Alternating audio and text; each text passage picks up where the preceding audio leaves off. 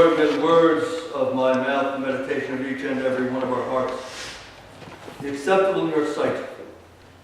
You are our strength and our redeemer. Amen. This parable that Jesus tells is one of those difficult types of parables.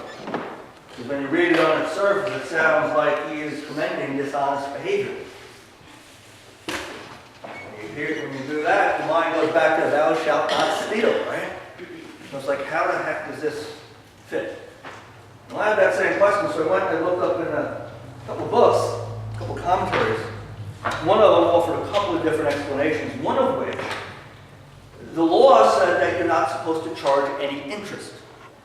That's against the law. God says loan without interest, without expectation of making money. Now that's very strange to us. There's whole industries predicated on interest being earned, on return on money. A lot of us have, who are fortunate enough, have retirement portfolios that are based on investments. And the investments are based on interest and dividends and profits made. But in Jewish culture, we're not supposed to charge any interest. So this commentator said, well, the master had actually added a whole bunch of interest to these accounts, and what the steward was doing was he was taking that interest off, and therefore making his master look good in the eyes of the people around him. And the masters came and saw what he did and said, well, you know what? That's pretty smart. You made me look good. Can't add the interest back on, but you know what? I commend you for being pretty smart. That's all well and good until you notice one of them is cut in half and the other is only cut by 20%. So that doesn't quite add up. It's a tough parable.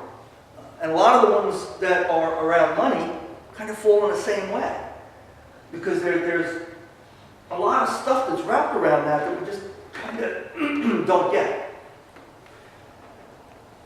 I appreciate the fact that you mentioned Warren Buffett earlier. For those of you who are not familiar, he is the second richest man in the United States after Bill Gates. And him and Bill Gates have had a kind of a working relationship or partnership to spur other people who have a lot of money to be involved in philanthropy. Philanthropy means that they give money to various things. The New York Public Library came into existence because of philanthropy. A lot of hospitals, a lot of things of that nature, where back in the days of the robber barons, it became fashionable to endow things with some of your money and give something back, partially for self-interest for a lot of these folks, but also to better society and to better people's opinion of you, and yeah, there could have been business reasons behind that. But Warren Buffett has done the same kind of thing, and what you said about him doing with this young man to spur on that kind of behavior in others indicates something about this guy, and I've read a number of stories about him. And yes, he has a ton of money, but it always seems like he's using his money in ways that benefit other people. That he's using what he has to help people outside of himself. And while sometimes you can look at it and say, well, yeah, there's this connection, he benefits from it, a lot of the times there isn't. It's simply doing something to serve others. One of the other commentaries I read talking about this went at it from this perspective. It said that, well, first off, in that society, if you had wealth, it was considered that you got it dishonestly. And a lot of us look at a lot of the rich people today and say the same thing. They cheated or they steal. Maybe they didn't do something illegal, but maybe they did something immoral or unethical.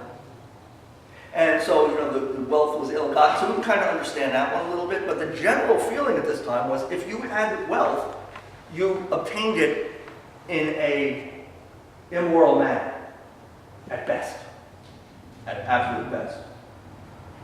And so the owner, who was probably an absentee landlord, was away, and then he rented fields out to people, and then they would farm the field, and the agreement was they would give either a certain percentage or a certain amount of the produce of that field to the owner as rent. And this guy would have been viewed as being dishonest because he had all this wealth. And so the steward was kind of writing this by helping things out this way. Now the other one is, I was dishonest, and he was just trying to get some points for people so he wouldn't starve to death when he got fired by his master. It's kind of tough to figure those things out. But if you accept that the wealth was ill-gotten gains, and people are focusing so much on that wealth that it is to the exclusion of other things, then what Jesus says at the end of this lesson comes into focus with the rest of what's there. And that is that you can't serve two masters. You'll either love one and hate the other, or despise one and adore the other. You can't serve God and money. And this is one of quite a few things that Jesus said about money. He talked about money more than anything else. When I first found that out, that kind of blew my mind. Because, gee, this is God, and this is church stuff, and we're not supposed to be talking about money and be concerned about money. And he talks about money more than anything else. And parables like this are cautionary tales. Because when we allow money and or material things or power or any of those kind of things that come with it, if you take center stage, then what we're doing is we're serving that and we're not serving God. And that we need to be focused on serving God, because that's the purpose of life. One of the things that we talk about a lot is, what is the purpose of this life? Why are we here? What are we supposed to be doing? And we talked at Coffee with Jesus last night about how do I know if God has a plan for my life? And one of the things that came up was God might not have a plan of every detail, but God has a big overarching plan. And that is for us to follow God's will as closely as possible in all aspects of our lives. And that's the plan. Now, how does that play out? It's going to be different for every person. Is God going to give us exact details on everything? No. I believe God is outside of time.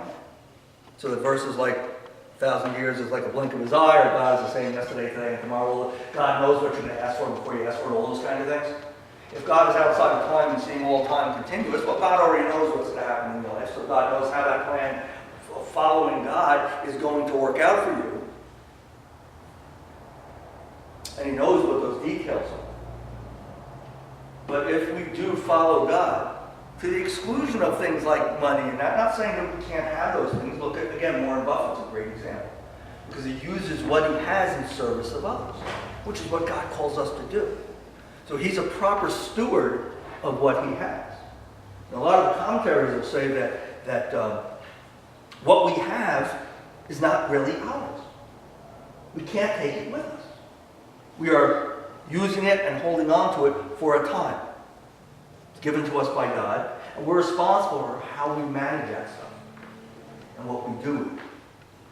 Do we manage it for the benefit of others? If you think about it, that's what the steward did. He benefited others in what he was doing. And again, the whole mechanism of that kind of makes your head hurt when you think about it, because there's stuff there that it's hard to understand. But I believe the point of this parable and the stuff that comes with it is Jesus telling us again that you got to watch out for this stuff. For money and possessions and power and all these kind of things. Because they can worm their way into your life and end up taking a place that is reserved only for God. We mentioned family problems. There are folks who have had something happen in their lives and find themselves in this terrible situation.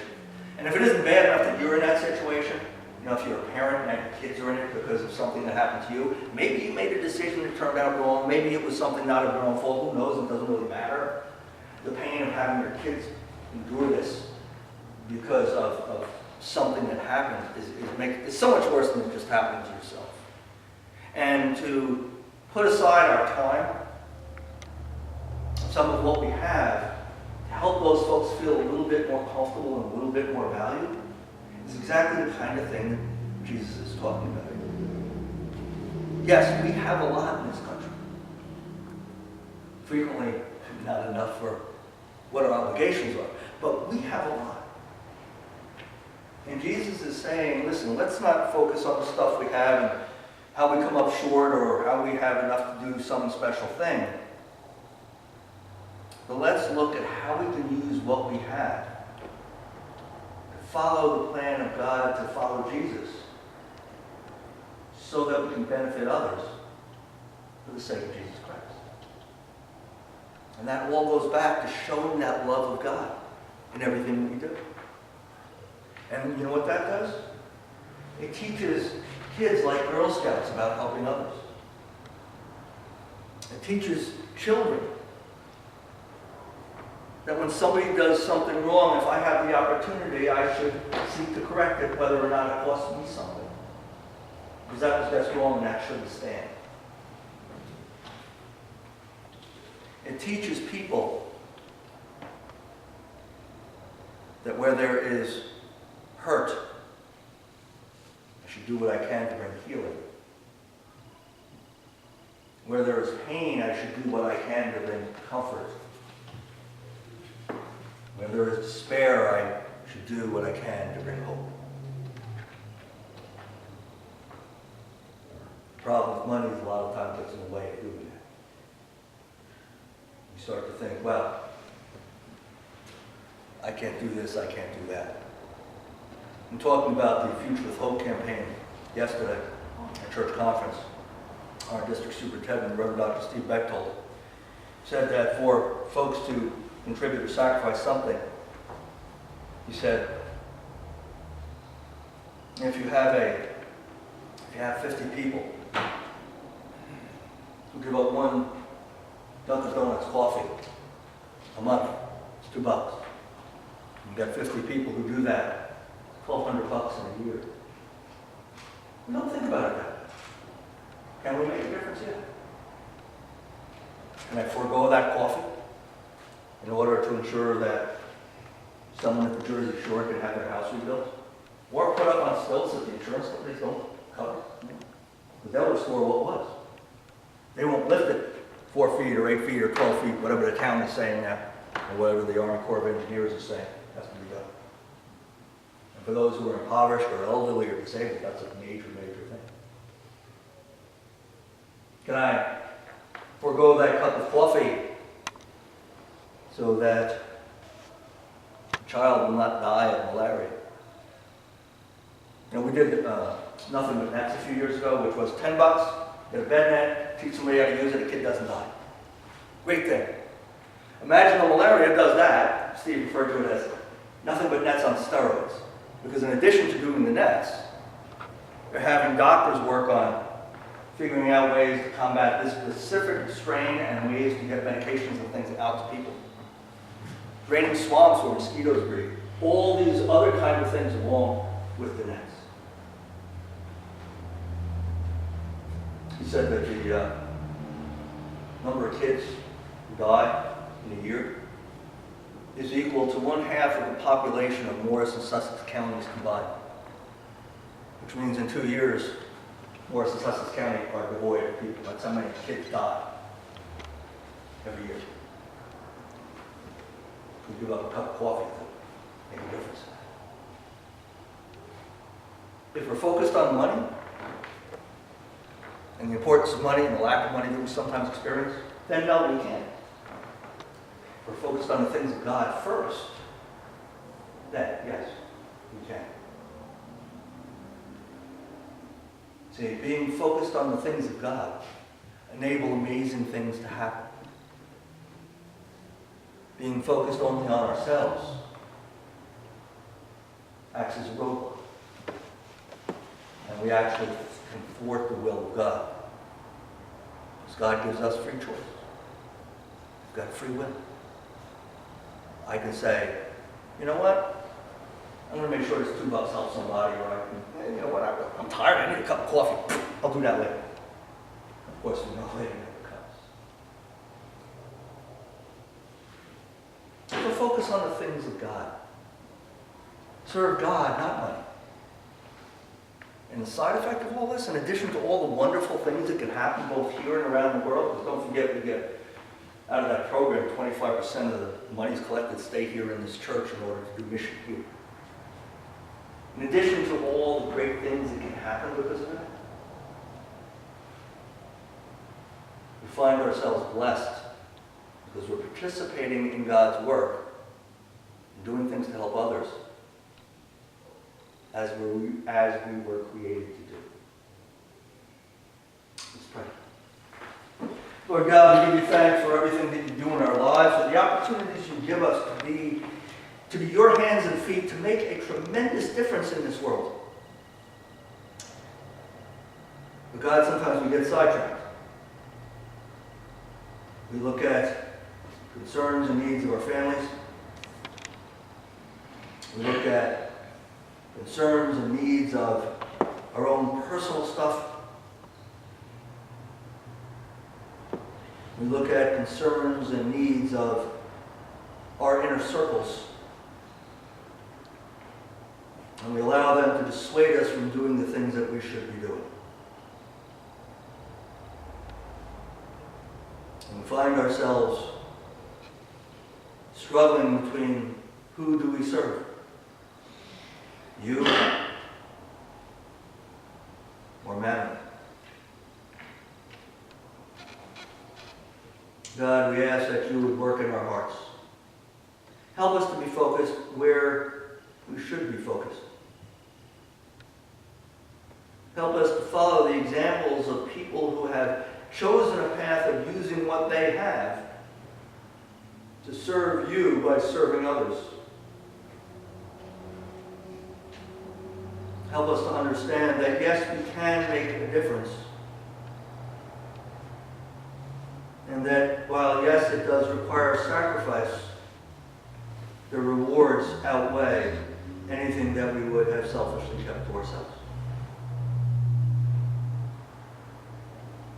When we are weak, give us strength so that we can follow this path. Stand beside us with your Spirit. Bring your people together so that they can support each other.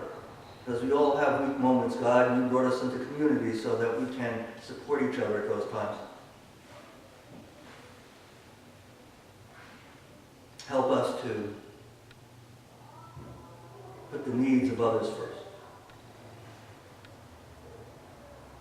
And God, we know several people who have specific needs right now.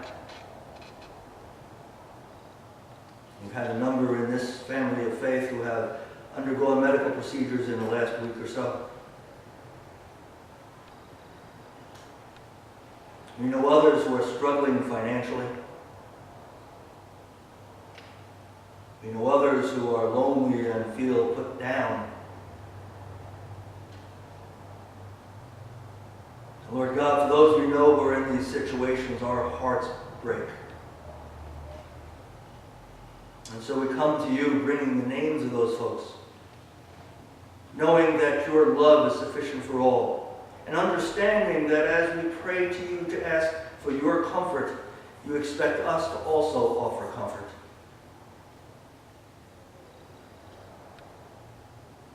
For all those who have undergone surgical procedures in this past week, Lord, in your mercy,